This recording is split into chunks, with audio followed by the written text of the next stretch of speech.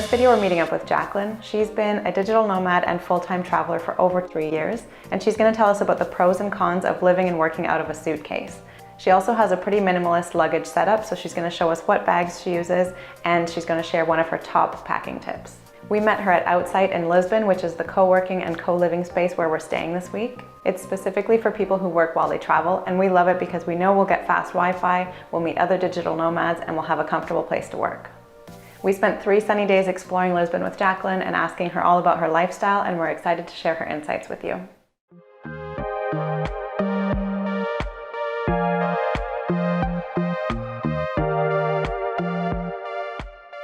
I started traveling in June 2015, so it's been 3.5 years now.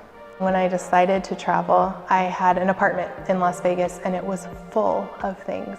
Some things that I had never even used before or had only had for 6 months and were barely touched.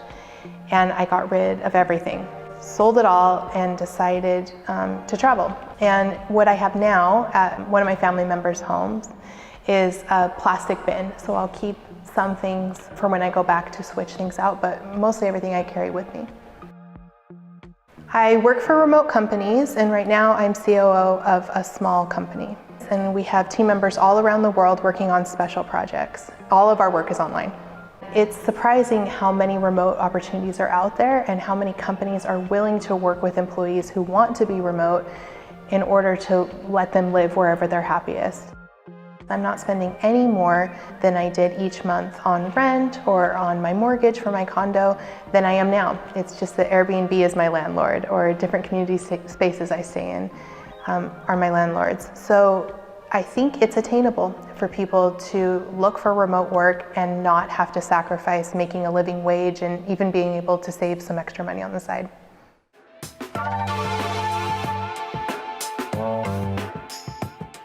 Usually I'll spend time bouncing between community-focused spaces, places like Outsite, and Airbnbs, but most of my travel has been in Airbnbs.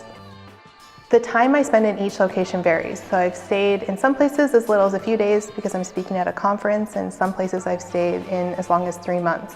When I first started traveling, it was a race to go country by country and rack up as many as I could, but now it's a bit calmer, so I travel at a slower pace. I travel with 3 bags. One is Patagonia's Headway bag, which is a size 45 liter. I travel with a large size rickshaw backpack, and then I have a Cambridge satchel purse. And those are the 3 bags I travel with. I like to travel with things that elicit a memory or an emotional response, so I'll pick things up along the way in different countries that I'm in.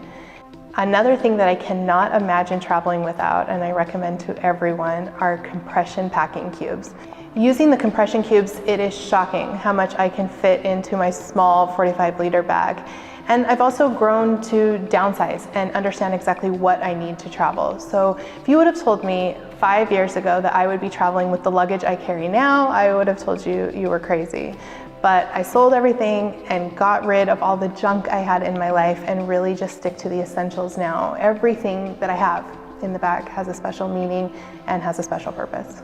Another thing I travel with that sometimes I feel a little silly about is all of my vitamins.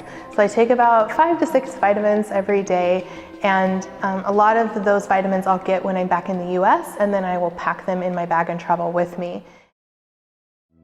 When I get to a new location, I love exploring nature. I love seeing what museums are there. I love trying new dishes. Most of all, I like getting outside of my comfort zone. So anything I can do to shake up what I know to be true is what I seek out in new locations.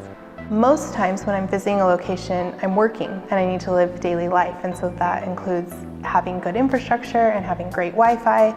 But sometimes I'll kind of go off the beaten path if I'm taking time off work, and then Wi-Fi doesn't matter as much. I had an expectation of travel when I first started, and I think it's one that we all share, that we glorify travel. I was surprised to find that travel wasn't a shortcut to happiness, and I could find curiosity, passion, and awe anywhere that I was, and it didn't need to depend on the travel or the location. Travel is difficult. It's hard. There are some times where a Monday is a Monday, no matter where you are. So I decided to write a book about why we travel and why we glorify travel and how that has changed over the course of time. When we're scrolling through our Instagram feeds and seeing beach photos, is that really travel? Is that what travel looks like on a daily basis? And for me, it is not how it looks on a daily basis. I love traveling. I will probably continue to travel, and I'm grateful to travel, but I also know that travel isn't the answer. A challenge to traveling full-time is the language from time to time. I'm learning Spanish and Portuguese, and it can be frustrating when I'm not saying things correctly or I can't think of the right word. Another challenge is it can be hard to not become attached to routines and even to people. Part of how I've grown while traveling is I've learned to be more present and aware of where I am in the moment versus grasping at things and wanting them to be around forever. My lifestyle with long-term travel is a fit for me, and it's always evolving.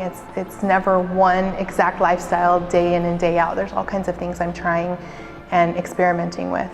And I think long-term travel will be a fit until it isn't, and then I'll do something different with my life.